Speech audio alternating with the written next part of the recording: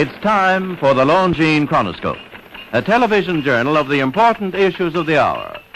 A presentation of the Longines Wittnauer Watch Company, maker of Longines, the world's most honored watch, and Wittnauer, distinguished companion to the world-honored Longines. Good evening, this is Frank Knight. May I introduce our co-editors for this edition of the Longines Chronoscope? Larry Lasser, CBS News correspondent, and Thomas J. Hamilton, Chief United Nations correspondent for the New York Times. Our distinguished guest for this evening is Krishna Menon, chairman of the Indian delegation to the United Nations.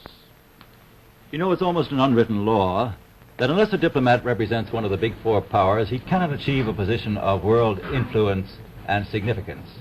But our guest tonight has proved the exception to the rule. When Mr. Krishna Menon speaks, the world now listens.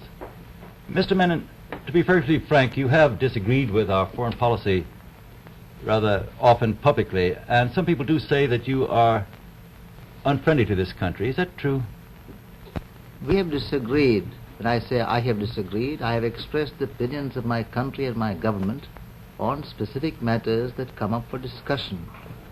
And I should have thought, and I do think, that the American people will be the first to recognize that honest opinions, properly expressed with courtesy and candor, are signs of friendship. I have the good fortune to have large numbers of Americans as friends. I know you do. Mr. Do you think that our country in its foreign policy has ever been unfriendly or unjust to your country? We have never questioned the motives of this country, and we don't, no country should or does, in fact, sit down